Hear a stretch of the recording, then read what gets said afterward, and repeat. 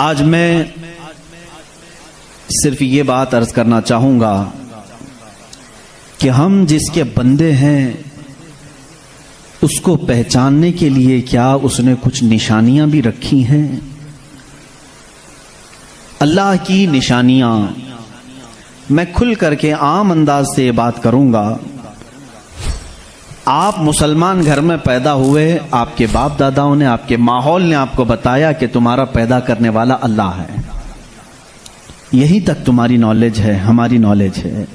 اس لیے کہ یہ بھی بڑا کرم و احسان ہے کہ ہمیں سوچ و بچار کر کے اللہ تک پہنچنے کی اس طرح کے ماحول کی ضرورت نہیں آئی. برسوں سے ہم انہی گھروں میں پیدا ہو رہے ہیں جہاں اللہ کا ہی نام لیا جا رہا ہے. لیکن میں سارے انسانوں کے لیے خطاب کر رہا ہوں. اس روئے زمین پر رہنے والا، چاہے وہ یہودی ہو، عیسائی ہو، ہندو ہو، سکھ ہو، جو بھی ہو، میں سب سے آج یہ بات کہنا چاہوں گا. دنیا کا ایک فارمولہ ہے کہ بغیر کسی کے بنائے کوئی چیز نہیں بنتی، خود سے کوئی چیز نہیں بنتی. تو یقیناً ہمیں بھی کسی نے بنایا ہی تو ہے. ہم چھوٹی سی چھوٹی چیز کو دیکھتے ہیں، ان کو کوئی بناتا ہے، خود سے کوئی چیز نہیں بنتی. سائنس کے اسٹوڈنٹس بھی ہوں گے ہمارے ساتھ، اور جو سائنس کو پڑھتے ہیں ان کی جو تھیوریاں ہیں سائنسدانوں کی، وہ کیا کہتے ہیں، کائنات کیسے وجود میں آ گئی. وہ ملحد ہوں گے جو کہتے ہیں، بے دین لوگ ہوں گے جن کا کوئی دین ہی نہیں، جو کہتے ہیں کہ اچانک دنیا بن گئی اور اچانک ہی ختم ہو جائے گی. ایسا کیسے ہوگا؟ ایسا کیسے ہوگا؟ اچانک دنیا بن گئی اور اچانک ختم ہو گئی. کوئی نہیں ہے اس کے آگے پیچھے. میرے عزیزو، جو غور و فکر کرنے والے سائنسدان ہیں وہ بھی اب اس نتیجے پر پہنچے ہیں کہ دنیا میں ایک بہت بڑا دھماکہ ہوا تھا کئی ارب سال پہلے، کئی لاکھ سال پہلے، ان کے اعتبار سے، ان کے علم کے اعتبار سے، جس کو یہ بگ بینگ کہتے ہیں. بگ بینگ کیا چیز ہے؟ تو سائنسدان یہ کہتے ہیں کہ کئی سالوں تک اس روئے زمین پر صرف سمندر تھا، اور سمندر میں بھی جو گیس ہوتی تھی وہ سب ہائیڈروجن، اور صرف 99% ہائیڈروجن اور 1% صرف آکسیجن کا یہاں پر وجود تھا، جس کی وجہ سے کوئی دوسرا زندہ رہ نہیں سکتا تھا. یہ سائنسدانوں کی تحقیق ہے. اس کے بعد پھر انہوں نے یہ کہا کہ ایک دھماکہ ہوا اور سمندر سے، پانی سے ہر چیز بنتی چلی گئی، پانی سے بنتی چلی گئی. یہ 21ویں صدی میں بات کی جا رہی ہے. یہ بات 21ویں صدی میں کی جا رہی ہے، اور سائنس کے وجود کی تاریخ میں اگر آپ جائیں گے تو زیادہ سے زیادہ کہ 400 سال پہلے تک کی تاریخ ہوگی. 16ویں صدی میں، 17ویں صدی میں، 17ویں سینچری میں سائنس کی کچھ نہ کچھ چیزیں ایجاد ہونے لگی جس کو آج ہم سائنس کہہ رہے ہیں. اور قرآن میں مولا فرماتا ہے وَجَعَلْنَا مِنَ الْمَاءِ كُلَّ شَيْءٍ حَيٍّ، ہم نے ہر چیز کو پانی سے بنایا ہے. یہ رب تعالیٰ فرما رہا ہے، اس کا قرآن عظیم گواہی دے رہا ہے. قرآن کس زمانے میں اترا وہ بھی آپ کے ذہن میں ہونا چاہیے. کس زمانے میں قرآن آیا ہے یہ بھی آپ کے ذہن میں اچھی طرح سے فٹ ہونا چاہیے، تاکہ اب سائنس کی تحقیقات اور اس زمانے کو میچ کر کے دیکھ سکیں آپ. قرآن اس زمانے میں آیا ہے جہاں یورپ میں لوگ جانوروں کے ساتھ رہتے تھے. امریکہ کا تو انکشاف بھی نہیں ہوا تھا. امریکہ نام کا کوئی ملک ہے یہ پتہ بھی نہیں تھا لوگوں کو. جتنی دنیا تھی اس میں سب سے زیادہ تہذیب والا ملک، تمدن والا ملک ایران تھا، عرب تھے، روم تھے. باقی سب تو بچھڑے ہوئے لوگ تھے. روم، ایران اور عرب کو اس زمانے میں تہذیب والا کہا جاتا تھا. ان کی تہذیب کا عالم یہ تھا کہ جب میرے آقا صلی اللہ تعالی علیہ وسلم مدینہ طیبہ میں تشریف لائے، یہ بہت بڑے تہذیب والوں کی بات میں کر رہا ہوں، یعنی بہت نالج رکھنے والوں کی بات کر رہا ہوں. اتنا نالج تھا کہ جب میرے آقا مدینے میں تشریف لائے تو صرف 6 لوگوں کو لکھنا آتا تھا. یہ بڑے تمدن والے لوگ تھے، بڑے نالج والے لوگ تھے. اس زمانے کا علم یہاں تک پہنچا ہوا تھا. میرے عزیزو باقی یورپ وغیرہ کا حال تو بہت ہی بدتر تھا. یہاں تک کہ آبادی کیسے بنائی جائے یہ سلیقہ اسلام نے بتایا ہے. روڈ تک بنانے کے طریقے، راستے کیسے بنتے ہیں، یہ بھی کوئی علم نہیں تھا پہلے. لوگ ستارے دیکھتے تھے اور چلتے جاتے تھے. آج جو روڈ بنے ہوئے ہیں اس کی ایجاد ہی سیدنا عمر فاروق نے کی ہے رضی اللہ تعالی عنہ، کہ عام ایک راستہ ہونا چاہیے، ہائی وے ہونا چاہیے، اس کو پکا بنانا چاہیے کہ لوگ اسی سے گزریں. آج آپ کو راستے اتنے بنے ہوئے ہیں اس لیے کوئی تارا نہیں دیکھتا، صرف سامنے دیکھتے ہیں. اب تارے دیکھیں گے تو پھر بڑا مسئلہ ہو جائے گا. اس زمانے میں تارے دیکھ کر کے چلتے تھے. عزیزان گرامی، یورپ کا حال اس زمانے میں یہ تھا کہ نالج نام کی کوئی چیز نہیں تھی. وہ لوگ انت وشواس، جیسے آج بھی ہمارے ہاں کچھ لوگوں میں موجود ہے، اندھا یقین، ان چیزوں پر بہت عمل کرتے تھے. جیسے اپشگن ہو جانا، یہ تمام معاملات میں بہت وہ آگے تھے. حتیٰ کہ بیماریوں کو بھی وہ بیماری نہیں سمجھتے تھے. جیسے آج یورپ جادو ٹونے پر یقین نہیں رکھتا، ہر چیز کو بیماری کہتا ہے. اس زمانے میں ہر بیماری کو وہ جادو سمجھتے تھے، شیطان سمجھتے تھے. بیماری کا ان کو ادراک بھی نہیں تھا. اسلام میں جو فقہا پیدا ہوئے، جو اطباء پیدا ہوئے، جو سائنسدان پیدا ہوئے، انہوں نے بیماری کے متعلق بہت سارے تحقیقات پیش کی. صرف یہ بات میں عرض کرنا چاہوں گا کہ قرآن اس زمانے میں نازل ہوا ہے جب علم کا وجود زیادہ نہیں تھا لوگوں کے پاس، اتنا کہ کوئی اکا دکا لکھنا جانتا تھا. اور کس پر نازل ہوا یہ بھی آپ کے ذہن میں ہونا چاہیے. دو چیزیں دماغ میں رکھیں، اس کے بعد پھر میں قرآن کی آیتیں پڑھتا ہوں. ایک ماحول ایسا ہے، سائنس کا وجود نہیں، علم کا وجود نہیں، علم نام کی چیز ہی نہیں تھی لوگوں کے پاس. اور جس پر نازل ہوا وہ ایسا رسول ہے جو کسی کا شاگرد بھی نہیں، کوئی استاد نہیں. محمد الرسول اللہ صلی اللہ تعالی علیہ وسلم، ان پر قرآن نازل ہوا. ایسے ماحول میں نازل ہوا جب کوئی علم جاننے والا نہیں تھا. اور جس پر نازل ہوا وہ کسی یونیورسٹی سے پڑھا، کسی کالج سے پڑھا، کسی مدرسے سے پڑھا ہوا رسول نہیں. اس رسول کا معلم اور استاد صرف خالق کائنات ہے. جبرائیل علیہ الصلاۃ والتسلیم کا بھی صرف اتنا کام رہا ہے، جو رب نے حکم دیا اتنا ہی پہنچا دیا. بلکہ بہت ساری قرآن کی باتیں ایسی ہیں جو جبرائیل پہنچا تو گئے لیکن اس کا علم انہیں بھی نہیں دیا گیا، انہیں بھی نہیں دیا گیا. اب یہ دو باتیں کسی کو بھی چیلنج کر کے بتا دینا، تاریخ کی سچائیاں اس بات کا انکار نہیں کر سکتی. اپنے تو اپنے، غیروں نے بھی حضور کی تاریخ لکھی ہے اور سبوں نے اقرار کیا ہے کہ محمد صلی اللہ علیہ وسلم ایک ایسے پروفٹ ہیں جو پوری زندگی بھر کسی استاد کے پاس گئے نہیں، کسی استاد کے پاس گئے نہیں. اور یہ بھی حکمت ہے میرے مولا کی، اسی لیے ہم اس رسول کو النبی الامی کہتے ہیں. امی کا مطلب کچھ بیوقوف لوگ آج کے زمانے کے جو بدعقیدہ ہیں وہ ان پڑھ کرتے ہیں. رسول ان پڑھ تھے، معاذ اللہ. بیوقوف ہو تمہیں معلوم نہیں، امی کا مطلب ہوتا ہے کسی سے پڑھا ہوا نہیں. ان پڑھ میں اور کسی سے نہ پڑھا ہوا ہونے میں بہت بڑا فرق ہے. یہ دو باتیں ذہن میں رکھو. قرآن کس ماحول میں نازل ہوا اور جس پر نازل ہوا وہ کسی کا شاگرد نہیں. اب اس کی باتیں جب ہم بیان کرتے ہیں سائنسدانوں کی آنکھیں پھٹی کی پھٹی رہ جاتی ہیں. وہ قرآن بیان کر رہا ہے ان فی خلق السماوات والارض لآیات لأولی الالباب، بے شک یہ زمین کی پیدائش میں، آسمانوں کی پیدائش میں بڑی میری نشانیاں ہیں. اللہ فرما رہا ہے رات کو ہم زائل کرتے ہیں، اسی سے دن نکالتے ہیں. قرآن یہ کہہ رہا ہے وجعلنا من السماء، آسمان سے اللہ تبارک و تعالیٰ نے یہ وجعلنا السماء سقفا محفوظا، قرآن کہتا ہے ہم نے آسمان کو ایک محفوظ چھت بنایا ہے. قرآن یہ کہہ رہا ہے آسمان اور زمین ملے ہوئے تھے، ہم نے دونوں کو پھاڑ کر کے الگ کر دیا اور دونوں کے منہ کھول دیا.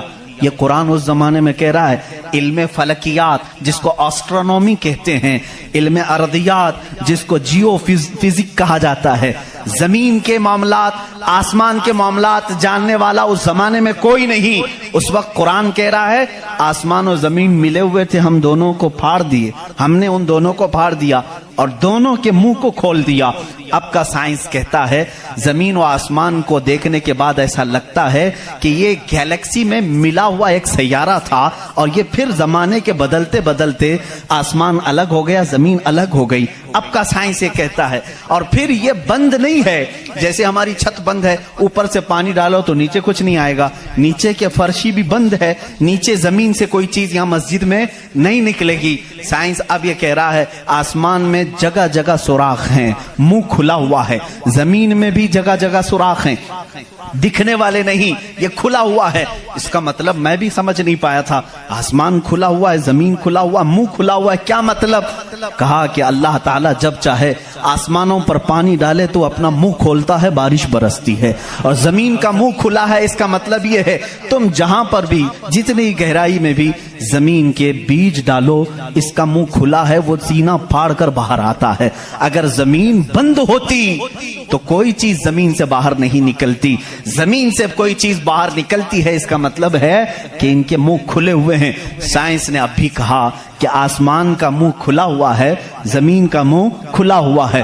قرآن کس ماحول میں نازل ہوا ہے؟ جب سائنس کا وجود نہیں۔ ہاں اگر تم یہ کہتے شاید محمد صلی اللہ تعالی علیہ وسلم بہت بڑے کسی سائنسدان کے شاگرد ہوں گے تو تمہارے تاریخ لکھنے والے ہی تمہارے چہرے پر زناٹے دار تھپڑ ماریں گے، اس لیے کہ وہ رسول اپنی 63 سالہ زندگی میں کبھی کسی کے شاگرد نہیں ہوئے، حتیٰ کہ سید الملائکہ کے بھی وہ شاگرد نہیں ہوئے۔ قرآن یہی کہہ رہا ہے زمین کی پیدائش میں، آسمان کی پیدائش میں میری نشانیاں ہیں۔ عزیزان گرامی، اب میں وہ نشانیاں گناؤں بہت طویل وقت درکار ہے۔ کبھی آپ نے محسوس کیا کہ آسمان اللہ کی نشانی ہے؟ اللہ کی نشانی ہے۔ دیکھیں یہاں سب سے بڑی بات، قرآن میں کئی جگہوں پر یہ بات آئی ہے، افلا تتدبرون، افلا یتدبرون، افلا تعقلون، افلا تتفکرون۔ اس کا مطلب ہوتا ہے کیوں تم غور و فکر نہیں کرتے، کیوں تم سوچتے نہیں، کیوں تم تحقیق نہیں کرتے، ریسرچ نہیں کرتے؟ رب تعالیٰ بار بار یہ فرما رہا ہے۔ یہ کس کے لیے ہے؟ میں ان لوگوں کے لیے کہتا ہوں جو ایک خدا کو چھوڑ کر کروڑوں کے سامنے جھک رہے ہیں۔ میں ان سے کہتا ہوں تم سوچتے کیوں نہیں؟ کون ہے تمہیں پیدا کیا ہے؟ کون ہے جو تمہیں بنایا ہے؟ قرآن دعوت دے رہا ہے ان کو سوچنے کی۔ میرا یقین یہ کہتا ہے جو بھی انسان اس کائنات میں ہے، اللہ نے اسے اتنی عقل ضرور عطا کی ہے کہ اگر وہ سوچنے پر آ جائے تو اپنے رب تک ضرور پہنچے گا۔ اگر وہ غور و فکر کرنے پر آ جائے تو جھوٹے خداؤں کو چھوڑ دے گا۔ ایک صحابی ہیں، حضور صلی اللہ تعالی علیہ وسلم پر ایمان لانے کے بعد وہ کہتے ہیں حضور ایام جہالت میں ہمارے سے 2 ایسے معاملات ہوئے، ایک واقعہ یاد کرتا ہوں تو رونا آتا ہے، اور ایک واقعہ یاد کرتا ہوں تو ہنسی آتی ہے۔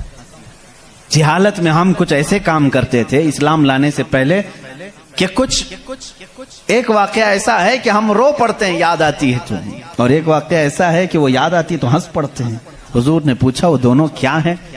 انہوں نے کہا جہالت میں جب ہمارے گھر بیٹی پیدا ہوتی تو ہم اس کا گلا مروڑ کر دفن کر دیتے تھے، ہم نے اپنے ہاتھوں سے کئی بچیوں کو دفن کیا، وہ جب بھی یاد آتا ہے تو رو پڑتے ہیں، رونا آتا ہے۔ ہنسی کس بات پر آتی ہے؟ وہ کہتے ہیں ہم جب سفر پر نکلتے تھے تو ہمارے جو خدا ہوتے تھے ان کو آٹے کا بنا لیتے تھے، ہم ویسے تو مٹی کا بناتے ہیں اور پھر پانی میں ڈبوتے ہیں۔ ان کی ذریت آج بھی موجود ہے۔ عرب والوں میں اگر میں بیان کروں کہ ہاتھوں سے خدا بنائے جاتے ہیں تو انہیں یقین نہیں آتا، ہندوستان والوں کو بہت جلدی یقین آئے گا۔ تو وہ صحابی کہتے ہیں ہم آٹے کے بناتے تھے، ان کے جو خدا ہوتے تھے وہ آٹے کے بناتے تھے، کیونکہ مٹی کا پتھر کا اٹھا کر لے کر جانے میں بوجھل ہوتا تھا، وزن ہوتا تھا، اتنے بڑے خدا کو کہاں لے کر کے گھومتے رہے۔ وہ صحابی کہتے ہیں ہم آٹے کا بنا کر لے جاتے۔ پھر ہنسی کس بات پر آتی ہے؟ کہتے ہیں اگر سفر میں زیادہ بھوک لگتی کبھی اس کا ہاتھ توڑ کے کھا لیتے تھے، کبھی اس کا پیٹ کاٹ کے کھا لیتے تھے، کیونکہ آٹے ہی کا تھا۔ آج بھی لوگ کرتے ہیں، شکر کا بناتے ہیں۔ بہرحال تو وہ صحابی کہتے ہیں مجھے ایام جہالت کی یہ باتیں یاد آتی ہیں تو میں ہنس پڑتا ہوں۔ خیر میں اور تفصیل میں نہیں جاؤں گا۔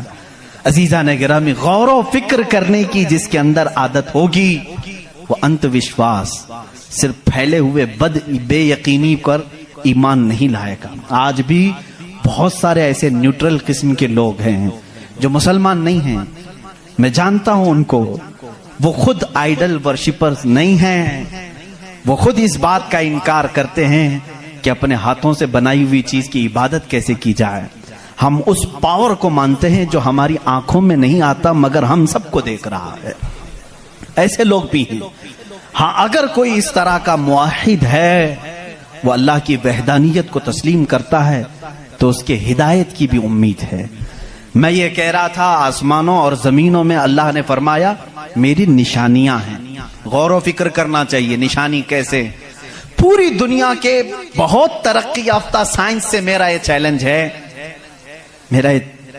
میری یہ بات کا یہ چیلنج ہے، بہت تم نے ترقی کی، لیکن ایک ایسی چھت بنا کر کے دکھاؤ جس کا کوئی پلر نہ ہو، ہوا میں چھت قائم کر کے دکھاؤ، اور وہ بھی اتنی موٹی ہونی چاہیے، اتنی موٹی کہ جس کے بارے میں حضور اکرم صلی اللہ علیہ وسلم نے فرمایا کہ اس کی موٹائی 500 سال اگر کوئی گھوڑا دوڑے تو طے نہ ہو پائے، وہ آسمان کی موٹائی۔ میں اتنی موٹائی کی بات نہیں کرتا ہوں، 1 کلومیٹر چوڑی ہی کوئی بنا کر کے دکھا دیں، سائنس ہمارا بہت ترقی کر چکا ہے، نہیں بنا سکو گی، لیکن کائنات کی اس پوری زمین پر اللہ رب العزت نے ایک چھت ہمارے سروں پر رکھی ہے، اور سب کو معلوم ہے وہ چھت کیسی ہے، بغیر پلر والی۔ کہیں اس کو ستون دیکھا آپ نے؟ اللہ الذی رفع السماوات بغیر عمد ترونها، قرآن کہتا ہے وہ اللہ ہی ہے جس نے بغیر ستون کے آسمانوں کو بنایا، اور تم بھی اس کو دیکھ رہے ہو۔ قرآن چیلنج کر رہا ہے، تم بھی اسے دیکھ رہے ہو۔ اور حیرت کی بات یہ ہے، ہمارے پلر والی چھت کے بارے میں تو یقین ہوگا اب یہ گرے گی نہیں، لیکن اگر یہ تڑکنے لگے، کہیں سے آوازیں آنے لگے، ہم بھاگ کر کے کون سی چھت کے نیچے جاتے ہیں؟ پلر والی چھت سے ہم کو خوف لگتا ہے آج کل گر نہ جائے، اور پناہ لینے کے لیے اس چھت کے نیچے جاتے ہیں جس کا کوئی پلر ہی نہیں۔ اللہ کی نشانیاں ہیں اس میں۔ اللہ رب العزت فرماتا ہے تم دیکھ رہے ہو ان آسمانوں کو ہم نے کیسے قائم کیا ہے۔ اب اس کی تحقیقات جو آسٹرونومی پڑھے ہوئے ہیں وہ جانتے ہوں گے، علم فلکیات اس کو کہتے ہیں، آسمانوں کا علم، یہ بھی ابھی سب کو پورا حاصل نہیں ہو سکا۔ جو ہماری نظروں میں نظر آ رہا ہے یہ تو دھواں ہے، بادل ہے، آسمان تک پہنچنے کے لیے پتہ نہیں کتنا سفر، اور اس میں اللہ رب العزت نے ستاروں کے ایک ایسے جھرمٹ کو رکھا ہے۔ آسمان کتنا چوڑا ہے، کتنا لمبا ہے، گیس کر سکتے ہیں ہم؟ کبھی گیس کریں گے آپ؟ میں صرف ایک حساب بتاتا ہوں۔ اس آسمان میں اللہ تعالیٰ فرماتا ہے کلن فی فلک یسبحون، سورج، چاند، جتنے بھی گیلیکسی کے سٹارز ہیں، تارے ہیں، یہ سب آسمان میں تیر رہے ہیں۔ اللہ فرما رہا ہے سورہ یاسین کی آیت ہے، یہ سب آسمان میں تیر رہے ہیں، لٹک رہے ہیں۔ اچھا، جس پر لٹک رہے ہیں ظاہر سی بات ہے وہ بڑا ہونا چاہیے۔ اب وہ کتنا بڑا ہوگا؟ وہ چھت کی چادر کتنی بڑی جس پہ سورج بھی لٹک رہا ہے، چاند بھی لٹک رہا ہے۔ ہم نے سائز پوچھا سائنسدانوں سے، سائز پوچھا کہ یہ کتنے بڑے بڑے ہیں جو آسمان میں لٹک رہے ہیں، تو انہوں نے کہا سب سے قریب جو ہمارا ستارہ ہے، سیارہ ہے، زمین سے جو سب سے قریب سیارہ ہے وہ چاند ہے۔ اور سورج کا کیا حال ہے؟ کہا سورج زمین سے 13 لاکھ گنا بڑا ہے، 13 لاکھ گنا بڑا۔ اب یہاں ہماری عقلیں ششدر ہو جاتی ہیں، کسی کے پاس کیلکولیٹر بھی نہیں، کتنا حساب کرے؟ 13 لاکھ گنا بڑا زمین سے، ہمارے تصور میں نہیں آتا۔ وہ کہاں لٹک رہا ہے؟ آسمان میں۔ چاند اس سے 50 گنا بڑا ہے زمین سے، وہ کہاں ہے؟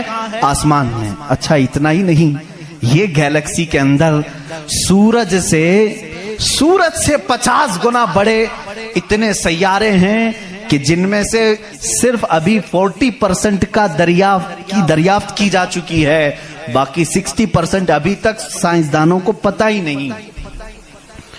سورج سے 50 گنا بڑے سیارے اور موجود ہیں۔ پوچھا یہ سب کہاں ہے؟ یہ بھی آسمان میں ہیں۔ اسی لیے میرے مولا نے فرمایا بے شک آسمانوں کی پیدائش میں اس کی بڑی نشانیاں ہیں۔ اب میرے عزیزو آؤ تمہیں اپنے گھر کی چھت ڈالنے کے لیے کتنے دن لگتے ہیں، کتنے ورکر لگتے ہیں، کتنے مزدور لگتے ہیں، کیا کیا اس کے لیے سامان لگتے ہیں، یہ سب تمہیں معلوم ہے جنہوں نے چھتیں ڈالی۔ اب اتنی بڑی چھت جس نے قائم کی ہے، جس میں لاکھوں گنا بڑا زمین سے سورج بھی ہے، چاند بھی ہے، گیلیکسی کے اور سٹارز ہیں، وہ خدا فرما رہا ہے آسمان کو، زمین کو کس طرح سے اس نے بنایا۔ قرآن میں ہے صرف 6 دن میں ان دونوں کی پیدائش ہوئی، اس سے بھی بلکہ اللہ تعالیٰ فرماتا وَجَعَلَ الْأَرْضَ فِي يَوْمَيْنِ، اللہ نے زمین کو 2 دن میں پیدا فرمایا، آسمان کو، اور اس میں جتنی سجاوٹ ہے، سجاوٹ کیا ہے؟ یہ پورے سمندر کو رب فرما رہا ہے وہ زمین کی زینت ہے، جتنے درخت ہیں وہ زمین کی زینت ہیں، اور آسمان کی زینت کیا ہے؟ چاند ہے، سورج ہے، ستارے ہیں، یہ سب 4 دن میں بنے، کل 6 دن میں ان کی پیدائش ہوئی ہے، کل 6 دن میں ان کی پیدائش ہوئی ہے۔ میاں ہماری دکان نہیں بنتی 6 دن میں، اور وہ خالق کائنات فرما رہا ہے 6 دن میں اس پوری کائنات کے زمین و آسمان کی پیدائش ہوئی، تو کیا یہ اللہ رب العزت کی نشانیاں نہیں ہیں؟ غور و فکر، تدبر۔ میں اگر سنی ہوئی باتوں پر یقین نہیں آتا کچھ لوگوں کو، کیونکہ وہ سائنس کے ماحول میں آج جی رہے ہیں، وہ ہر بات سائنس کی یقین کے ساتھ مان لیتے ہیں، میں ان سے ہی کہتا ہوں اپنے سائنسدان آقاؤں سے پوچھیں کہ اس زمین کا حجم کتنا بڑا ہے، آخر یہ ٹھہری کیسے ہے اتنے دن تک، یا اب تک قائم کیسے ہے، یہ ہلتی کیوں نہیں ہے؟ اچھا، اس کے بعد رب تعالیٰ فرماتا ہے ہم نے اس زمین کو پانی پر بچھایا ہے۔ اے اللہ، تیرے عجائب قدرت عجیب در عجیب ہیں، کتنے عجیب ہیں۔ آپ سے میں کہتا ہوں حوض میں یا مسجد کا بھی حوض ہے، جاؤ ایک چادر اس کے اوپر بچھاؤ، ٹاول لے کر کے بچھاؤ، کتنی دیر تک وہ پانی پر کھڑا رہے گا؟ ٹاول، چادر، اس کی موٹائی کتنی ہے؟ بہت پتلی سی ہے، وہ mm میں آئے گی، لیکن وہ آپ کے اس پانی پر ٹھہر نہیں سکتی۔ اگر آپ کہیں موٹی چیز میں بچھاؤں، موٹی چیز بچھا کر کے دکھاؤ، کتنی دیر وہ رک سکے گی؟ نہیں رک سکے گی۔ اور یہ اللہ نے قرآن میں فرمایا ہم نے پانی پر زمین کو بچھایا، اور اس کا انکار سائنس بھی نہیں کر رہی ہے، سائنس بھی یہی کہتی ہے زمین کو جتنی جگہ سے کھودا جائے پانی ہی ہے۔ ہم بھی تو بورول جو نکالتے ہیں، زمین کو کھودنے کے بعد پانی آتا ہے۔ اب پانی پر اس زمین کو بچھایا رب تبارک و تعالیٰ نے، کتنا وزن یہ اٹھائی ہوئی ہے، کتنا وزن اٹھائی ہوئی ہے۔ سب سے بڑا وزن تو ان مشرکین کا ہے جو اس رب کو نہیں مانتے ہیں۔ یہ دھرتی کا بوجھ ان کو کہتے ہیں، یہ سب کو اٹھائی ہوئی ہے، پتہ نہیں کتنے کروڑوں ٹن اس پر وزن ہے یہ، لیکن کبھی بھی ہلتی ہوئی نظر نہیں آتی۔ لیکن اس کو بھی قرآن میں اللہ فرما رہا ہے ہم نے اس زمین کو ہلنے سے روکنے کے لیے جگہ جگہ پر پہاڑوں کو میخ بنا کر گاڑ دیا، والجبال اوتادا، اور پہاڑوں کو ہم نے میخ بنا کر گاڑ دیا ہے۔ اب اس کی تحقیق اس زمانے میں نے اپنے پڑھنے کے زمانے میں اس کی ایک تحقیق اپنے استاد کے پاس پڑھی تھی۔ صفا مروہ کے بارے میں اختلاف چل رہا تھا، سعودی یہودی حکومت نے صفا مروہ کو پوری طور پر ختم کرنے کی ناپاک کوشش کی، اور الگ سے انہوں نے مسعی بنایا صحیح کرنے کا۔ تو اختلاف علماء میں تھا کہ انہوں نے زیادہ چوڑا کر دیا۔ اسی زمانے میں یہ تحقیق ہوئی پہاڑ جو ہے اس کا وجود زمین پر کیسا ہوتا ہے۔ ان سعودیوں نے کہا پہاڑ ایسا اوپر شیپ میں ایسا ہوتا ہے، ٹرائنگل ہوتا ہے، اوپر سے کونا ہوتا ہے، نیچے چوڑا ہوتا ہے۔ ان سعودیوں نے کہا نیچے بھی یہ جڑیں چھوڑتا ہے، پھیلتا ہوا جاتا ہے، جیسے درخت اوپر ہوتا ہے اور نیچے اس کی جڑیں پھیلی ہوئی ہوتی ہیں۔ تو انہوں نے کہا نیچے بھی وہ پہاڑ کا حصہ ہے، اس لیے ہم نے بازو میں بھی راستہ بنایا تاکہ صفا مروہ کی صحیح اگر ہو رہی ہے تو وہ پہاڑوں کے بیچ میں ہی ہو رہی ہے۔ میرے استاد گرامی مصر کے ہیں، انہوں نے پوری اس پر تحقیق کے ساتھ کتاب لکھی، چیلنج کیا، کہا پہاڑوں کو اگر کھود کر کے دیکھو، ہمارا یقین یہ کہتا ہے، انہوں نے بہت سارے دلائل سے ثابت کیا پہاڑ اوپر سے جو اس طرح کے شیپ کا ہوتا ہے، ٹرائنگل اوپر سے، نیچے وہ جڑیں نہیں چھوڑتا بلکہ اندر جاتے جاتے اور باریک ہو جاتا ہے، اندر باریک ہوتے ہوتے ہوتے بہت پتلا ہو کر نیچے تک جاتا ہے۔ میں نے پوچھا نیچے کتنی اندر تک ہے؟ انہوں نے کہا جو پہاڑ تمہیں اوپر دکھ رہے ہیں یہ پہاڑ کا 1% ہے، باقی 99% پورا نیچے ہوتا ہے. یہ پہاڑوں کی اونچائی، یہ پہاڑوں کی جو اونچائی ہے یہ 1% ہے، 99% پورا نیچے ہوتا ہے. حیرت میں پڑ گئے، اتنا نیچے پہاڑ ہے. کہا یہی تو بات ہے، کیا تم دیوار میں جب میخ ٹھوکتے ہو تو اوپر کتنا دکھتا ہے اور اندر کتنا رہتا ہے؟ 2 انچ کا اگر ہم لے رہے ہیں میخ اور کیل تو اس کا منہ صرف اوپر تھوڑا سا، وہ بھی mm میں ہوگا، اور 2 انچ تک اندر وہ دیوار میں دھسا ہوا ہوگا. اور جب قرآن میں مولا نے فرمایا ہے زمین پر ہم نے پہاڑوں کو میخ بنا کر گاڑ دیا ہے، آج سائنس یہ کہہ رہا ہے کہ پہاڑ 9 گنا نیچے اندر تک موجود ہے. قرآن کس زمانے میں نازل ہوا؟ آسٹرونومی نہیں تھی، آسٹرولوجی نہیں تھی، زمین کے یہ جیو فزک نہیں تھے، آلہ جات نہیں تھے، تحقیق کے لیے مائکروسکوپ ٹیلیسکوپ کچھ نہیں تھا. اس زمانے میں قرآن زمین کے اندر کی بات بتا رہا ہے. یہ عظیم معجزہ ہے قرآن کا میرے عزیزو. اسی لیے قرآن کہتا ہے سوچتے کیوں نہیں، فکر کیوں نہیں کرتے؟ وہی ہے خالق کائنات جس نے اس پورے نظام کو بنا رکھا ہے. یہ اتنی نہیں ہے، یہ جو زمینوں میں نظر آ رہی ہیں ان کی تحقیقات کرتے کرتے کئی لوگوں کی زندگیاں ختم ہو گئی. کچھ چاند کی تحقیق پر چلے، کچھ سورج کی تحقیق پر چلے، کچھ زمین کی تحقیق پر چلے. انسانوں کو بھی اللہ نے یہ علم دیا ہے، یہ عقل دیا ہے. یہ جو سائنسدان اپنی تحقیق کر رہے ہیں یہ کبھی یہ نہ سمجھیں کہ یہ ہماری مارے ہوئے تیر ہیں، بلکہ اللہ اپنے بندوں کو خود اتنی سمجھ بوجھ دیتا ہے کہ وہ اس کی نشانیوں کی کھوج لگائیں اور کائنات کو بتائیں کہ کوئی تو ہے جو طاقت اسے چلا رہی ہے. اس دور میں امام اعظم کہہ رہے ہیں جب الیکٹرانک دور نہیں تھا. آج کے لوگ ہو سکتا ہے یقین کر لیں الیکٹرانک کشتی ہوگی، ہو سکتا ہے کوئی اس کو الیکٹرانک مشین چلا رہی ہوگی. ایسا نہیں ہے، اس زمانے میں کوئی اس چیز کی ایجاد نہیں تھی. اس نے کہا کیا پاگل پن کی باتیں کر رہے ہو، کس کو بنا رہے ہو تم؟ کیا ایسی کوئی کشتی ہے جو خود سے سامان بھی اتارتی ہے اور چڑھا بھی لیتی ہے اور چلنے بھی لگ جاتی ہے؟ امام اعظم ابو حنیفہ رحمۃ اللہ علیہ نے فرمایا اتنا تیرا دماغ چلتا ہے کہ کوئی کشتی سمندر پر بغیر چلانے والے کے نہیں چلتی. یہ پورے دن اور رات کا نظام اور لوگوں کی موت و حیات کا نظام، زمین سے پودوں کو نکالنے کا نظام، برابر وقت پہ موسم کے آنے کا نظام بغیر کسی کے چلائے کیسے چل سکتا ہے؟ کبھی اس میں تاخیر تم نے دیکھی؟ کبھی تم نے یہ دیکھا کہ رات ہوئی ہی نہیں؟ کبھی تم نے دیکھا کہ دن ہوا ہی نہیں؟ وہ اپنے وقتوں پر ساری چیزیں چلا رہا ہے. عزیزان گرامی، ان تمام چیزوں میں ایک نشانی ہے اس کے وجود کی. اسی لیے اللہ رب العزت نے سورہ اخلاص میں یوں فرمایا قل هو اللہ احد. اے محبوب آپ فرما دے وہ اللہ ایک ہے. اب ایک ہونے کی نشانیاں بھی بہت ہیں، ایک ہونے کی نشانیاں بھی بہت ہیں. ہم بچپن میں پڑھتے تھے، ہمارے پاس ایک ہمارے والد کتاب پڑھاتے تھے، اس میں ایک سوال ایک بوڑھی عورت سے کسی نے کیا تھا کہ بڑی بھی تم نے اللہ کو ایک مانا ہے؟ کہا ہاں بالکل. وہ چرخہ سیلتی تھی، چرخہ جس میں کپڑے سلے جاتے ہیں. مولوی صاحب نے پوچھا کیا دلیل ہے کہ کوئی نظام کو چلا رہا ہے، کوئی ہے خدا؟ اس نے کہا میری مشین یہ سب سے بڑی دلیل ہے میرے لیے. کہا کیسے؟ کہا یہ جو چکر کاٹتی ہے مشین، جب تک میں پاؤں ہلاتی نہیں یہ چرخہ چلتا نہیں. یہ نظام شمسی پورا بغیر کسی کے چلائے کیسے نہیں چلتا؟ کہا اچھا ٹھیک ہے، بڑی عقل مند عورت ہے، مشین کو ہی اللہ کی نشانی سمجھ لیا تو نے. اس عورت سے انہوں نے دوسرا سوال کیا، اچھا چلو ٹھیک ہے کوئی تو ہے چلانے والا، یہ کیوں کہتی ہو کہ وہ ایک ہی ہے؟ کہا چلو ٹھیک ہے اس کی بھی نشانی میری یہ مشین ہے، اس کی نشانی بھی میری یہ مشین ہے. کہا کیسے؟ کہا چلو میں ادھر سے چلاتی ہوں تو ادھر سے چلا، بیٹھ جا میرے سامنے، میں ادھر سے چلاتی ہوں تو ادھر سے چلا، پھر دیکھتے ہیں کپڑے کی حالت کیا ہوتی ہے.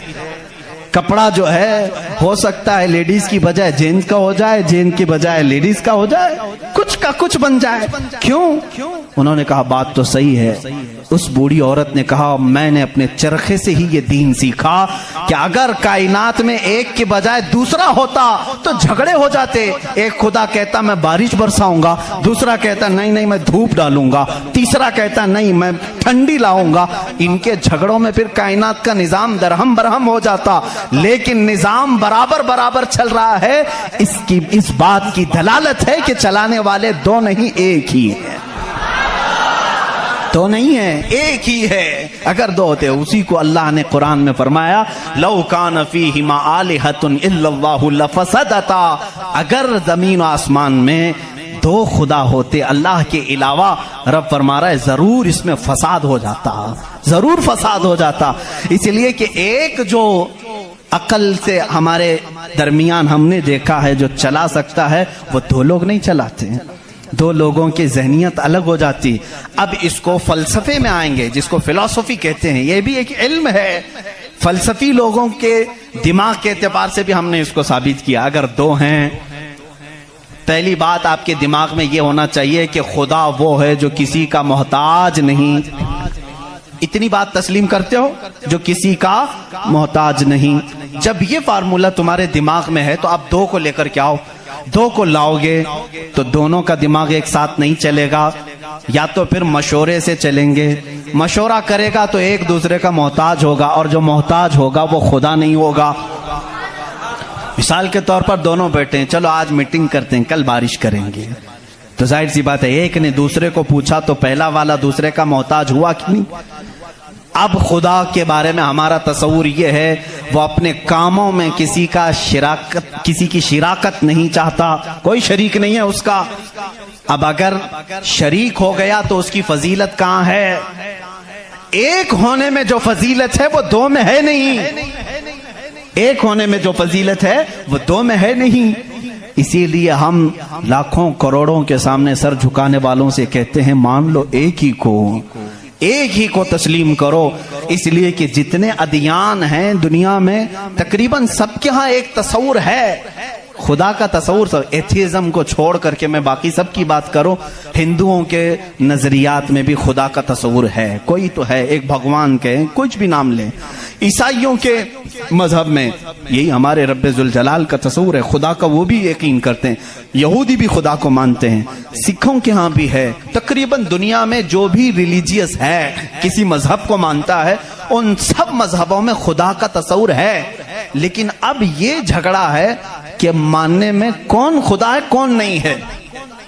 یہاں تک تو سب متفق ہیں ہے کوئی تو ہے، لیکن یہاں آ کر کے چوک جاتے ہیں کہ کس کو ماننا چاہیے کس کو نہیں. اس لیے میرے عزیزو، اسلام نے وہ نشانیاں رب ذوالجلال کے واحد ہونے کی اور اس کے طاقتور ہونے کی رکھی ہیں جس کو آج تک دنیا انکار نہیں کر سکی، اور قرآن کے اس معجزے کو آج تک کوئی چیلنج نہیں کر سکا. میں سائنسدانوں سے بھی کہتا ہوں، آپ کو ایک بات یہ بھی میں بتا دوں، ابھی 18ویں صدی کی بات ہے. 18ویں صدی میں امریکہ کا سفر کرنے والے ایک سائنسدان نے ایک نئی چیز کا انکشاف کیا. اٹلانٹک اوشین میں یا سمندر کے ایک حصے میں ایک ایسی جگہ ہے جو بالکل ہی ڈارک ہے، ڈارک سپیس اس کو کہتے ہیں. یعنی وہاں روشنی بالکل نہیں، سورج کی ایک کرن بھی وہاں نہیں آتی، اتنی وہاں تاریکی ہے. یہ کب؟ 18ویں صدی میں، یعنی آج سے 200 سال پہلے کی بات ہے. اس نے انکشاف کیا، دنیا کو بتایا میں نے ایک ایسی جگہ دیکھی بہت ہی ڈارک ہے، بہت اندھیرا ہے. وہ جب واپس آیا تو علماء ربانیین نے سورہ نور کی قرآنی آیتیں پڑھی. اللہ فرماتا ہے کہ اذا اخرج یدہ لم یکد یراہ ومن لم یجعل اللہ لہ نورا فما لہ من نور. اللہ فرماتا ہے ہم نے کائنات میں ایک ایسی جگہ رکھی ہے کہ اس پہ اندھیریوں پر اندھیریاں ہیں، اگر تم ہاتھ بھی نکالو گے تو ہاتھ بھی نظر نہیں آئے گا، ہاتھ بھی نظر نہیں آئے گا. یہ کہاں کا؟ یہ علم البحر جس کو کہتے ہیں، سمندروں کا علم رکھنے والا جو پوری زندگی سمندروں کی کھوج میں لگا دیا، وہ لا کر کے بتایا. اس نے سوچا میں بہت بڑا تیر مارا ہوں، لیکن جب بتایا قرآن پڑھنے والوں نے کہ یہ تو قرآن میں ہے، اللہ فرما رہا ہے ایک ڈارک سپیس ہے کائنات میں جہاں تم ہاتھ بھی نکالو گے تو نہیں نظر آئے گا، اتنا ڈارک ہے. وہ سٹپٹا گیا، پریشان ہوا، میں اس کی تحقیق کروں گا. یہ قرآن میں آئی کیسے بات؟ سب سے پہلا دنیا کا میں انکشاف کرنے والا ہوں، میں اس کو سب کو بتانے والا پہلا فرسٹ آدمی میں ہوں. یہ پہلے سے کہاں سے آ گئی قرآن؟ پھر وہی دو باتیں میں بتاتا ہوں میرے عزیزو. اس کو بھی یہی جھٹکا لگا کہ یہ قرآن اس زمانے میں نازل ہوا جب سائنس کا وجود نہیں تھا، اور اس پر نازل ہوا جس کو دنیا میں کسی نے سکھایا نہیں تھا. بعد میں پھر اس نے یہ سوچا شاید ہو سکتا ہے پروفیٹ محمد صلی اللہ علیہ وسلم سمندروں کا سفر بہت کرتے ہوں گے، ان کے سمندروں کے سفر میں شاید کبھی یہ جگہ آ گئی ہوگی، اس لیے انہوں نے اپنے من سے قرآن میں یہ لکھ دیا ہوگا۔ اس نے یہ نتیجہ نکالا، لیکن دوسرے ہی دن اسے پھر بڑا جھٹکا یہ لگا کہ جب سیرت مصطفیٰ پڑھا اس نے، اللہ اکبر، حضور کی 63 سالہ زندگی میں آپ نے ایک مرتبہ بھی سمندر کا سفر کیا ہی نہیں۔ یہ بہت بڑا جھٹکا لگا کہ وہ محمد صلی اللہ علیہ وسلم کبھی پوری زندگی میں سمندر کا سفر کیے ہی نہیں۔ میرے عزیزو، اس بات میں غلط فہمی میں نہ آنا کہ وہ سمندروں کو نہیں جانتے تھے۔ وہ معراج کا سفر کرنے والا رسول سمندروں کو ضرور جانتا ہے، لیکن یہ حکمت الہی تھی کہ کبھی سمندر کے سفر کرنے کا اتفاق نہیں ہوا۔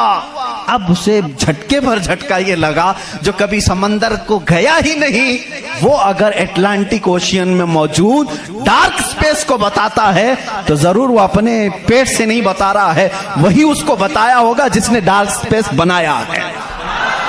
یہی اللہ رب العزت کے وحدانیت کی نشانیاں ہیں، اس کے وجود کی نشانیاں ہیں۔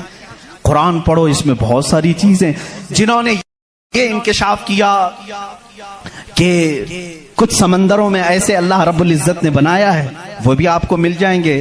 دو سمندر ملتے ہیں اور دونوں کا رنگ الگ ہے، ایک سمندر نیلا ہے، ایک سمندر پیلا ہے، دونوں کا ٹیسٹ بھی الگ ہے، ادھر کا میٹھا ادھر کا کھارا نمکین ہے، لیکن وہ بہت دور تک ملتے ہوئے جاتے ہیں، لیکن اس کا پانی اس میں نہیں آتا، اس کا پانی اس میں نہیں آتا۔ کیوں نہیں آتا؟ اللہ فرماتا مرج البحرین یلتقیان، مرج البحرین یلتقیان بینہما برزخ لا یبغیان فبأی آلاء ربکما تکذبان۔ اس رب ذوالجلال نے فرمایا ہم نے دو سمندروں کو بہایا ہے، دیکھنے والوں کو ایسا لگتا ہے کہ یہ مل گئے ہیں، لیکن ہم نے اس میں نہ دکھنے والی ایک ایسی دیوار بنائی ہے کہ اس کا پانی اس میں نہیں ملتا، اس کا پانی اس میں نہیں ملتا۔ یہ بھی کون سے رسول کی زبان سے اللہ تعالیٰ بتا رہا ہے لوگوں کو جو رسول کبھی سمندر کا سفر کیا ہی نہیں؟ اس رسول کی زبان سے اللہ نے دو سمندروں کے ملنے کی بات کی۔ سائنسدانوں، اب تو تمہیں ماننا ہی چاہیے کہ قرآن رسول کا اپنا بیان کیا ہوا کلام نہیں ہے، اسی کا یہ کلام ہے جس نے سمندروں کو اس طرح پیدا کیا ہے۔ کائنات میں بہت ساری چیزیں ہیں میرے عزیزو، قرآن اللہ رب العزت کا یہ کلام اتنی ہی نہیں، یہ تو بڑی بڑی نشانیاں میں نے کہا، اگر اس کی معرفت، اس کی کھوج میں لگ جاؤ گے تو زندگی تمام ہو جائے گی۔ میں تو کہتا ہوں اللہ نے ایک بات یہ بھی فرمائی ہے تمہارے لیے، وَفِي أَنفُسِكُمْ أَفَلَا تُبْصِرُونَ۔ اللہ فرما رہا ہے تم ادھر ادھر نشانیاں ڈھونڈ رہے ہو، ہم نے تمہاری ذات میں اپنی نشانیاں رکھی ہیں، تم نہیں دیکھتے؟ تمہاری ذات میں ہماری نشانیاں ہیں، تم نہیں دیکھتے؟ اتنی نشانیاں ہیں، اس کے لیے آپ کو کئی علوم پڑھنے کی ضرورت ہے۔ ظاہر سی بات ہے انسان کے ایک ایک پارٹ پر جو ریسرچ کرتا ہے وہ اپنے وقت کا ایک بڑا ڈاکٹر بنتا ہے۔ خالی صرف دل پر جس نے ریسرچ کیا وہ کارڈیالوجی ہے، جو صرف کڈنی پر ریسرچ کیا وہ نیفرولوجی ہے، اور جو صرف رگوں کو دیکھا ہے وہ نیورولوجی ہے۔ پارٹ پارٹ پر انہوں نے پوری زندگیاں ختم کی، پورے انسان کو پڑھا کس نے؟ آج کون پڑھا ہے؟ اسی لیے امام اعظم ابو حنیفہ رحمۃ اللہ علیہ نے فرمایا من عرف نفسہ فقد عرف ربہ، جس نے صرف اپنی ذات کو پہچان لیا وہ اپنے رب کو پہچان لے گا۔ تمہارے جسم میں جس طرح کی چیزیں اللہ نے بنائی، ڈاکٹر سے جا کر کے پوچھو کہ ہمارے جسم کے اندر کا جو نظام ہے، ایک بار جو نس کٹ گئی 1000 ڈاکٹر مل کر کے وہ نس نہیں قائم کر پاتے۔ یہ رگوں کا سلسلہ ایسا ہے، اور فرمایا گیا بلکہ تحقیقات بتاتی ہیں ہمارے جسم کے اندر موجود یہ نسوں کو، رگوں کو نکال کر کے اگر بچھا دیا جائے کئی 1000 کلومیٹر لمبی ہو جائیں گی، کئی 1000 کلومیٹر لمبی ہو جائیں گی۔ یہ نسوں کا اتنا لمبا سفر ہو جائے گا، اتنا سارا مواد اللہ نے تمہارے جسم میں رکھا۔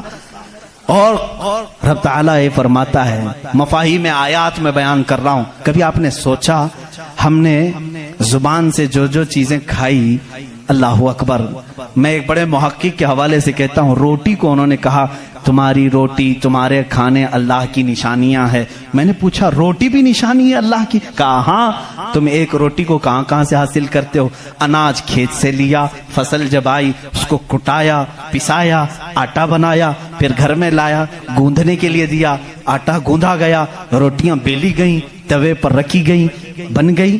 کتنی منزلوں سے گزری، کھیت سے آئی، پسائی میں گئی، گندھائی میں گئی، پکائی میں گئی، اب اس کے بعد ریڈی ہو کر تمہارے برتن میں آئی۔ اس کے بعد تم نے کیا کیا؟ اب تک سب تمہارا اختیار چل رہا ہے، تم اپنی مرضی سے کر رہے ہو۔ گیہوں کا لانا ہے، جو کا لانا ہے، جوار کا لانا ہے، کس کا لانا ہے، تمہاری مرضی۔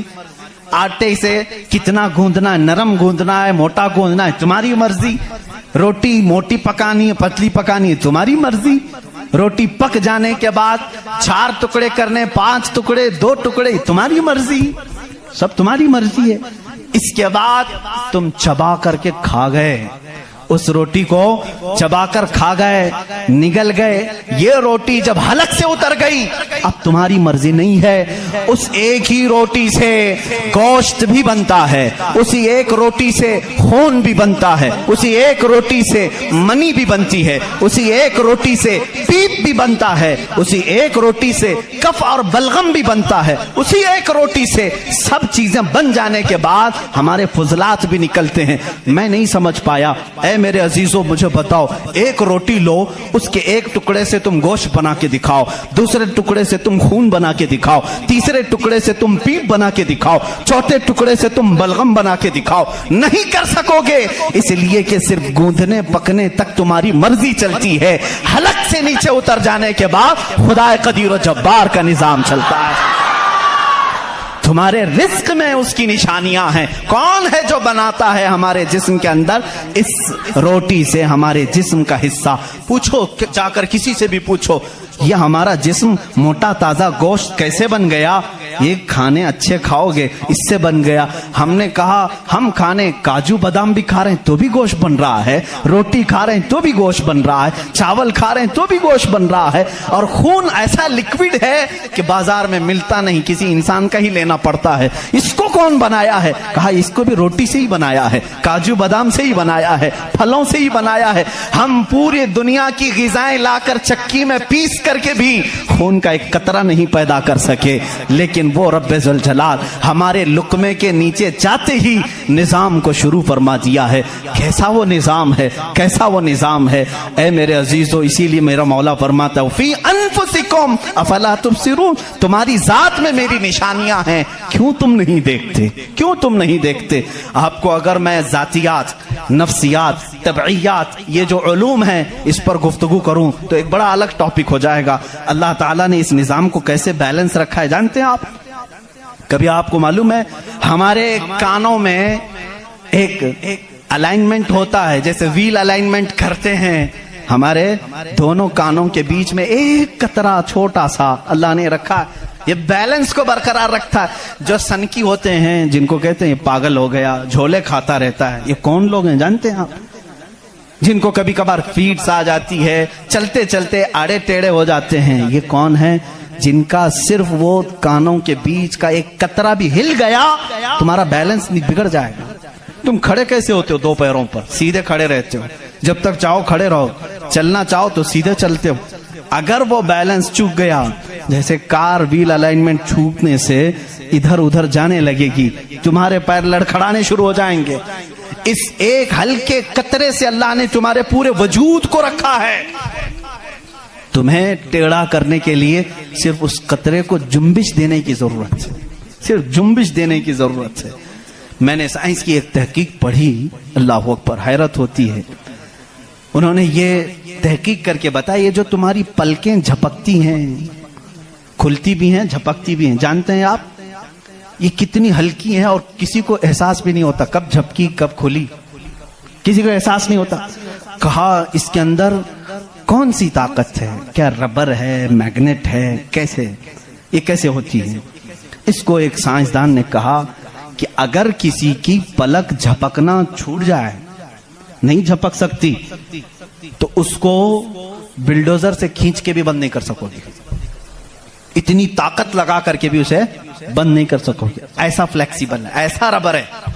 اور اگر بند ہو گئی تو کھول بھی نہیں سکو گے. پوری طاقت لگا کے ٹوٹ کے پھٹ جائے گا یہ پلک, کھلے گی نہیں کھلے گی.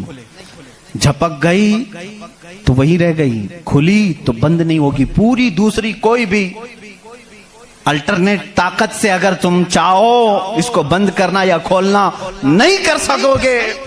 انہوں نے کہا بس ہمارے ان پلکوں میں اللہ تعالیٰ نے ایک ہلکا سا ربر رکھا ہے جو فلیکسیبل ہے اور بغیر تمہارے چاہے بھی یہ ہلتی ہے, بند ہوتی ہے. اور کہا کہ اگر ان پلکوں میں یہ جھپکنے اور کھلنے کا مادہ یہ ختم ہو جائے, یہ ربر, یہ فلیکسیبلٹی ختم ہو جائے تو وہ انسان پاگل ہو سکتا ہے, بلکہ آنکھ نہ بند ہونے کی وجہ سے وہ مر بھی سکتا ہے. وَفِي أَنفُسِكُمْ أَفَلَا تُبْصِرُونَ. ہم ان تمام نعمتوں کو سمجھ نہیں پاتے, بلکہ ایک دن میں ہزاروں بار جھپکتے ہیں, کھولتے ہیں, احساس نہیں ہے اس نعمت کا. اگر یہ بند ہونا ختم ہو جائے یا بند ہو گئی, کھل نہ سکے تو کیا کر لے جاؤ گے؟ کچھ نہیں کر سکو گے. بلکہ میرے عزیزو تمہارے جسم پر موجود یہ رونگٹے, یہ بال بھی اللہ کی علامت ہیں, نشانیاں ہیں. جانتے ہو بال سب ایک ہی طرح کے ہیں, لیکن ابھی 2 ہی دن قبل میں پڑھ رہا تھا, ذہن کیا ہے جاتا نہیں ان چیزوں کی طرف, چونکہ معمول پہ چل رہے ہوتے ہیں. ایک صاحب نے مجھ سے سوال کیا کہ حضرت بال جو ہے ہماری آنکھوں پہ بھی ہیں, پلکوں میں, اور اوپر بھووں پہ, آئی برو بھی ہیں, اور بال سر پہ بھی ہیں اور دیگر جگہوں پر ہیں. سر کے بال اور دیگر جگہوں کے بال بڑھتے ہیں, یہ بال بڑھتے کیوں نہیں؟ بال سیم ہے, بال سیم ہے, یہ بڑھتے نہیں, اور یہ بڑھتے ہی رہتے ہیں, ان کو جتنا کاٹو بڑھتے ہی رہتے ہیں. ایسا کیا ہے؟ اللہ اکبر. اس دن مجھے حیرت ہوئی, میں نے کبھی اس چیز پر توجہ نہیں کی, کبھی نہیں سوچا. ہو سکتا ہے آپ کا ذہن نہ گیا ہو. پڑھنے پر ایک محقق نے یہ بھی لکھا ہے, دیکھنے میں یہ سارے بال ایک طرح سے ہیں, ان بالوں میں ساری چیزیں ایک ہی طرح کی ہیں. دیکھنے میں یہ کالے ہیں تو وہ بھی کالے ہیں, قوت بھی ان کی سیم ہے, لیکن اللہ رب العزت نے ان بالوں میں بڑھنے کا خون رکھا ہے. ان بالوں میں بڑھنے والا خون آتا تک نہیں ہے, آتا تک نہیں. عزیزان گرامی, اس کی یہ نشانیاں ہیں بہت ساری. اس کی تحقیقات پھر کسی موقع پر میں عرض کروں. اور پیٹ کے اندر موجود چیزیں جو اپنا نظام خود بخود چلا رہی ہیں, نہیں چلا سکو گے, نہیں چلا سکو گے. دل جتنی مرتبہ یہ دھڑکتا ہے, اس کے اندر جو پریشر ہے, کہا گیا ہے یہ جو خون کو دبا کر کے جسم میں پھیلاتا ہے, اس کے متعلق سائنس یہ کہتا ہے اتنا پریشر ہے کہ دنیا میں کسی فوارے پہ, کسی فاؤنٹین میں اتنا پریشر نہیں ہوگا جتنا دل میں پریشر ہے. اور یہ اتنی تیزی سے ایک بار پمپ کرتا ہے کہ خون پورے جسم میں ناخن تک آ جاتا ہے. ایک بار کے پمپ پر ایک بار اس طرح دل نے دبایا خون کو بار, تو خون ناخن تک پہنچتا ہے. اتنا پریشر اس کے اندر ہے. امریکہ کی ایک لیبارٹری میں ایک پاکستانی عالم دین گئے تھے, کارڈیالوجی تھے وہ ڈاکٹر. وہ ایک عالم کو لے کر کے گئے, اور کارڈیالوجی نہیں, ریڈیالوجی بھی غالباً کچھ ہے, جس میں آوازیں سننے کا آلہ ہوتا ہے, ایک مشین ہوتی ہے جسم کے اندر حرکت کرنے والی ہر آواز کو اس میں سنا جا سکتا ہے. پلک آپ جھپکتے ہیں, آپ سانس لیتے ہیں تو اس کی آواز کیسی ہوتی ہے. تو انہوں نے کہا آج چلیے لیبارٹری میں آپ کو بتاتا ہوں کہ دل کی آواز, ہم تو یہاں ہاتھ رکھتے ہیں تو دھک دھک دھک کی آواز آتی. تو انہوں نے کہا ہم آپ کو اس سے سناتے ہیں. ایئر فون لگائے گئے, بڑی بڑی مشینیں تھی, ہلکی سی بھی وہاں پر ہوا بھی آتی تو اس کی زور آواز آتی ہے. وہ ایک لیب ہے. یہ عالم دین کہتے ہیں میں نے سنا دل کی آواز. میں نے پوچھا اس ڈاکٹر سے کہ آپ کے ہاں ہر آواز کا نام لکھا گیا ہے, دل جو آواز کرتا ہے اس کا کیا نام ہے آپ کے یہاں؟ کہتے ہیں دل جو ہے لپ لپ لپ لپ یہ آواز کرتا ہے. سائنس میں یہ لکھا گیا ہے. اور مسکرا ہے, کہا تھوڑی سی خطا ہو گئی, بلکہ دل کہتا ہے رب رب رب رب۔ ہر انسان کا دل جو دھڑکنے کی آواز آتی ہے مشینوں سے انہوں نے خود سنا۔ ہاں ہو سکتا ہے کچھ توتلے لوگ ہوتے ہیں را کو لا کہہ جاتے ہیں، ہو سکتا ہے تمہیں لپ لپ لپ سنائی دیا ہو، مگر میرا ایمان یہ کہتا ہے ہر دل رب رب رب ہی کہتا ہے۔ جو اس کو دھڑکن دیا ہے اگر وہ دل اسے یاد نہ کرے، عزیزان گرامی کائنات کی بہت ساری چیزیں اس کی نشانیاں ہیں، سمندروں میں اس کی نشانیاں ہیں۔ آپ کو معلوم ہے سمندروں کا علم، علم البحر جن کو معلوم ہے، جو غوطے لگاتے ہیں وہ کہتے ہیں زمین پر جتنی مخلوقات ہے اس کے 10 گنا زیادہ مخلوقات سمندروں میں موجود ہیں۔ سمندروں میں یہاں جتنے کیڑے دیکھ رہے ہو، کتنے مکوڑے دیکھ رہے ہو، یہاں جتنے قسم کی مخلوقات آپ دیکھ رہے ہیں اس کے 10 گنا زیادہ مخلوقات سمندروں کے اندر ہے۔ کون ہے جو ان کے رزق کا انتظام کرتا ہے؟ کون ہے ان کی پرورش پر؟ سمندروں کا علم الگ ہے۔ کہتے ہیں ہم اندر جاتے ہیں تو اس کے اندر اتنی چیزیں کہ ہر بار نئی چیزیں دکھتی ہیں، اور انہوں نے کہا کہ کئی لاکھ قسم کی مچھلیاں گن لی گئیں، لیکن ہر بار غوطہ لگاتے ہیں تو پھر نئے رنگ کی مچھلی نظر آتی ہے۔ ان کو رنگ دیتا کون ہے اس کے اندر؟ عزیزان گرامی سمندروں کے علم میں لوگوں نے کہا اس کی گہرائیوں میں کیا کیا موجود ہے۔ کچھ باتیں تو عقل تسلیم کرتی ہیں، جیسے آپ کو میں نے کہا سمندر میں مچھلیاں ہیں، اندر پیڑ پودے بھی ہیں، آپ سب تسلیم کریں گے، ہوتے ہوں گے، مخلوقات ہیں، ہاں ہوتے ہوں گے، سب ہوتے ہوں گے، لیکن ایک قرآن کے فرامین تفاسیر میں یہ کہا گیا ہے سمندر کے اندر آگ بھی ہے۔ اب کہاں سے تسلیم کرو گے؟ سمندر کے اندر آگ ہے، کیسے تسلیم کرو گے؟ ظاہر سی بات ہے تم انکار کرو گے، پانی اور آگ ہو ہی نہیں سکتا، اور وہ بھی پانی ہلکا پھلکا پانی نہیں، سمندر کا جوشیلا پانی۔ اور یہاں پر اسلام میں یہ باتیں کہی گئی ہیں کہ سمندر کے اندر آگ ہے، لیکن یہ دنیا کو اس وقت نظر آ گیا جب سونامی آئی تھی۔ انڈونیشیا میں جو ساحل پر سونامی کی لہریں جنہوں نے دیکھی، جس کی رفتار 2000 کلومیٹر پر آر تھی، 2000 کلومیٹر پر آر کی رفتار سے وہ پانی چل رہا تھا، اور اس کی ہائٹ جو موجوں کی وہ 200 فٹ اونچی تھی۔ 200 فٹ اونچی لہریں 1000 کلومیٹر پر آر کی رفتار سے جب جا رہی تھی تو مشاہدہ کرنے والوں نے یہ کہا جب وہ لہریں چلتی تھی تو پیچھے آگ کے شعلے نکلتے تھے، سمندر میں آگ کے شعلے نکلتے تھے۔ آج سائنس اس بات کو تسلیم کر چکا ہے، سمندر میں کئی ایسے پہاڑ ہیں جو آتش فشاں ہیں، جن کو وولکینو کہا جاتا ہے، آگ اگلنے والے پہاڑ ہیں، آگ اگلنے والے پہاڑ ہیں۔ وہ کئی مہینوں میں اور سالوں میں اپنے اندر موجود آگ کو باہر اگلتے ہیں تو سمندر میں طغیانی آ جاتی ہے، سمندر کے اندر موجوں کی بھنور آ جاتی ہے۔ یہ تمام چیزیں آج سائنس کہہ رہا ہے، میرا مولا قرآن میں اس چیز کو بیان فرما رہا ہے، جبکہ پھر میں آپ کو بتا رہا ہوں قرآن اس ماحول میں اترا جب سائنس نہیں تھا، اور اس رسول پر اترا جو سمندروں کا سفر نہیں کیا تھا۔ اللہ تبارک و تعالیٰ نے پہاڑوں کے علم کے متعلق قرآن میں بیان فرمایا، ستاروں کے علم کے متعلق، سمندروں کے علم کے متعلق، زمین کا یہ جیو فزک ہو، آسٹرونومی ہو، ستاروں کا آسٹرولوجی ہو، علم الفلکیات ہو، اس کے بعد نباتات، یہ پیڑ پودوں کے علم کے لیے بھی قرآن موجود ہے۔ اللہ رب العزت ان کے متعلق بھی فرما رہا ہے، ان کے جوڑ بنائے گئے۔ آج دنیا یہ کہہ رہی ہے کہ ایک پیڑ کو دوسرے پیڑ سے لگاتے ہیں تو پھل اچھے آتے ہیں، پھل اچھے آتے ہیں، یہ حدیث پاک میں ملتا ہے۔ مدینہ طیبہ میں کلمی کرتے تھے صحابہ اس وقت کھجوروں کی۔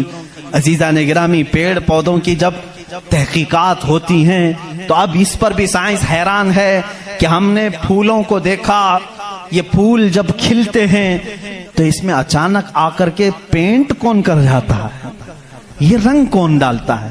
ہم نے درختوں کو ہرا ہی دیکھا ہے، ہرے ہی ہوتے ہیں، لیکن جب پھول نکلتے ہیں تو یہ رنگ آتا کہاں سے ہے؟ اس کی تحقیق کرتے کرتے ڈالیوں کو لوگوں نے چیر دیا، پتوں کو پھاڑ دیا، لیکن پھول کا رنگ پورے درخت میں کہیں نہیں پایا، کہیں نہیں پایا۔ ان پودوں کو اور ان پھولوں کو کون رنگ دیتا ہے؟ بلکہ حد تو یہ ہے میرے عزیزو، اس کی سب سے بڑی چیز یہ نشانیوں میں سے یہ بھی ہے کہ پیڑ پودوں کو تم لہلاتے ہوئے آج دیکھتے ہو، ان کی پیدائش پر کیا تم نے غور و فکر نہیں کیا؟ یہ کیسے پیدا ہوتے ہیں، کیسے نکلتے ہیں؟ اللہ اکبر! ان کو تم نے زمین کے اندر بو دیا تھا، مٹی ڈال دی تھی اور اس پر پانی ڈال کر برابر کر دیا تھا، لیول کر دیا تھا، اور اچانک دوسرے دن تیسرے دن جا کر دیکھتے ہو وہ زمین کا سینہ چیر کر باہر آیا ہوا ہے۔ اتنا ہی نہیں، وہ چھوٹا سا کومپل نکلا ہوا پودا باہر آتا ہے، اب وہ کتنی چیزوں کو فیس کرتا ہے، ہواؤں کا بھی مقابلہ کر رہا ہے، طوفان بھی آ رہے ہیں، لیکن وہ پودا وہیں لگا ہی لگا ہے۔ چھوٹے پودے کو بڑی سے بڑے طوفان ہلا کے نہیں کر سکے، کون ہے وہ ہلکے پودے کی حفاظت کر رہا ہے۔ بڑی بڑی ہواؤں سے وہ بڑی بڑی طاقتوں کو اڑا لے جانے والی ہوائیں آتی ہیں، لیکن ہلکے پودے کی حفاظت ہو رہی ہوتی ہے۔ وہ فصلیں لانے تک کون ہے ان کی حفاظت کرتا ہے۔ قرآن میں 20ویں پارے کی شروع کی آیتیں پڑھو گے، آپ کا یقین تازہ ہو جائے گا۔ امن خلق السماوات والارض وانزل لكم من السماء ماء فانبتنا به حدائق ذات بهجا ما لكم ان تنبتوا شجرها االہ مع اللہ، کیا اللہ کے سوا کوئی ہے؟ اللہ فرماتا ہے کون ہے جس نے زمین کو تمہارے لیے قرار بنایا؟ کون ہے جو زمین کو پھاڑ کر کے اس میں نہریں بنایا؟ کون ہے جو تمہارے لیے آسمانوں کو چھت بنایا؟ کون ہے جو اس میں سے تمہیں رنگ برنگے پودے نکالتا ہے؟ کیا اللہ کے سوا کوئی ہے؟ الہ مع اللہ۔ اس طرح کی 5 آیتیں جس میں سوال ہے الہ مع اللہ، کیا اللہ کے سوا کوئی ہے؟ اب میرے عزیزو، میں نے آسمانوں کی بات کی، زمینوں کی بات کی، گیلیکسی کی بات کی، پیڑ پودوں کی بات کی، سمندروں کی بات کی، بلکہ میں نے تمہارے ذات کی بھی بات کی۔ تمہارے جسم میں موجود ہر عضو، ہر پارٹ اللہ کی نشانی ہے، اللہ کی نشانی ہے۔ تم میں سے کوئی بھی ایک عضو دوسرا ڈپلیکیٹ بنا نہیں سکتا، بنے گا تو صاف نظر بھی آئے گا۔ آنکھ چاہے تو بکرے کی لگا لو لیکن دکھائی کچھ بھی نہیں دے گا۔ اس آنکھ کے اندر جو چیز موجود ہے وہ دوسرا اس کی کاپی کر نہیں سکتا۔ روبوٹ تو بہت بنا لیے لیکن جینے والا، فیلنگ رکھنے والا انسان دوسرا تخلیق نہیں کیا جا سکا، بلکہ وہ قرآن میں اللہ چیلنج کر رہا ہے۔ تم تو انسانوں کے ابھی یہ کہہ رہے ہیں کہ جنین بنائے جا رہے ہیں، یعنی ہم ڈپلیکیٹ انسان بنانے کی کوشش کر رہے ہیں، یہودی اس پر ریسرچ کر رہے ہیں، لیکن مولا تو فرما رہا ہے کہ یہ ایک مکھی بھی بنا نہیں سکیں گے۔ 17ویں پارے کا آخری صفحہ ہے جس میں رب تبارک و تعالیٰ فرماتا ہے کہ لن یخلقوا ذبابا ولو اجتمعوا لہ، یہ سارے کے سارے مل کر کے ایک مکھی نہیں بنا سکیں گے۔ ضعف الطالب والمطلوب، یہ کتنے ہی کمزور قسم کے لوگ ہیں جو دوسری تخلیق کی بات کر رہے ہیں۔ اسی لیے میرے عزیز ہو، جب کوئی بنا نہیں سکتا، اسی لیے اسلام نے کہا اپنے ہاتھوں سے بھی کوئی جسم نہ بناؤ، اس لیے کہ تم خدا بننے کی کوشش کر رہے ہو۔ بنانا کسی کے جسم کو صرف کام ہے، اللہ کا کام ہے۔ اپنے ہاتھوں سے کوئی چیز تعمیر، یعنی شکل و صورت والی کوئی بھی چیز نہ بناؤ جو اللہ کی تخلیق ہے۔ ایسی چیزیں جس میں جان ہے، جو چلتی پھرتی ہیں، ان چیزوں کو بنانے کے لیے منع اسلام نے اسی لیے کیا کہ تم قدرت کی تشبیہ چاہتے ہو، اللہ رب العزت کی برابری کرنا چاہتے ہو، تم سے یہ ممکن بھی نہیں ہو سکے گا۔ دیکھتے ہو آج ہمارے ہاں ناٹک ہے، ہمارے ہاں لوگوں کا انت وشواس ہم دیکھ رہے ہیں۔ بے وقوفی کی حد ہو گئی آج بھی کہ لوگ اپنے ہاتھوں سے جس کو بنائے۔ میں آپ کو بناؤں، خدا کون ہے؟ تمہارا یقین کیا ہونا چاہیے اور دنیا کیا چاہتی ہے؟ میں سب کو کھلے عام میسج دے رہا ہوں، سب کے لیے۔ کچھ لوگ یہ سمجھتے ہیں ہم کو خدا بنانا پڑے گا، پیسے لانا پڑے گا، بنا نہیں سکتے تو مارکیٹ میں جانا پڑے گا، لال پیلا کالا نیلا خدا خرید کر کے لانا پڑے گا، اور اس کے ہاتھ بھی ہوں گے، 4 ہوں گے کہ 5 ہوں گے کہ 6 ہوں گے، ایسے ہاتھوں والا ہم کو لانا پڑے گا۔ کیسے؟ ارے وہ خدا چل کے بھی نہیں آئے گا، اس کو اٹھا کر کے لانا پڑے گا، بیٹھے گا خود نہیں بٹھانا پڑے گا، سوئے گا خود نہیں سلانا پڑے گا، اور اٹھے گا بھی خود نہیں اٹھانا پڑے گا، اور اسے وہ ڈوبے گا بھی خود نہیں ڈبانا پڑے گا، ٹوٹے گا بھی خود نہیں توڑنا پڑے گا، کھائے گا کچھ نہیں اسے زبردستی کھلانا پڑے گا۔ لوگوں کو دکھانے کے لیے لوگوں نے اگر اپنے دماغ سے اس کو خدا سمجھا ہے تو میں کہتا ہوں مسلمان کا عقیدہ یہ ہے، میں مجبور ہوں، میں اگر نہیں سو سکتا تو وہ سلاتا ہے، میں اگر اٹھ نہیں سکتا تو وہ اٹھاتا ہے، میں خدا کو اٹھاتا نہیں، میں خدا کو بٹھاتا نہیں، بلکہ میرا عقیدہ یہ ہے خدا مجھے بٹھاتا ہے، خدا مجھے چلاتا ہے، خدا مجھے سلاتا ہے، خدا مجھے کھلاتا ہے، خدا مجھے پلاتا ہے، جب مجھے بھوک لگے تو وہ کھلاتا ہے، جب میں ننگا ہوں تو وہ پہناتا ہے، جب میری جان چلی جائے تو وہ میرا حساب کرتا ہے۔ ہم اس خدا کی تسلیم، اس خدا کا عقیدہ رکھتے ہیں کہ ہم محتاج ہیں، وہ مالک و مختار ہے۔ عقیدہ یہ ہو اپنے ہاتھوں سے بنائی ہوئی چیز کو، ارے تمہیں تو فخر کرنا چاہیے، اے آج تو خدا بنا بیٹھا ہے، اس کو فخر سے دیکھو، کہو ارے تو کیا خدا ہے، میں ہی تو بنایا ہوں تجھے۔ کبھی بنانے والا یہ کہہ سکتا ہے نا؟ اور کوئی آ کر کے، سارے لوگ عبادت کر رہے ہوں، کوئی آ کر کے سامنے کہہ دیا سارے بھکتوں کے پاس کہ تم اس کو خدا کہہ رہے ہو، میں تو لاتوں سے گوندھ کے بنایا تھا اس کو، میں تو اپنے ہاتھوں سے اس کو بنایا، تو عزت کیا رہے گی؟ اسی لیے آپ نے دیکھا اسلام کا عقیدہ وحدانیت یہ ہے، عقیدہ خدا یہ ہے کہ ہم نے آج تک کروڑوں مسجدیں ہیں، کبھی ہم نے خدا کی جسم تو دور کی بات ہے، کوئی شکل اور تصویر بھی مسجدوں میں نہیں رکھی۔ کیوں؟ اس لیے کہ اگر تصویر لگے گی کہیں خدا کی تو ہم اس کو خدا تسلیم ہی نہیں کرتے، کیونکہ خدا وہ ہے جو کسی کی آنکھ میں آ نہیں سکتا، اور اگر کسی کی آنکھ میں آ گیا تو وہ خدا ہو نہیں سکتا۔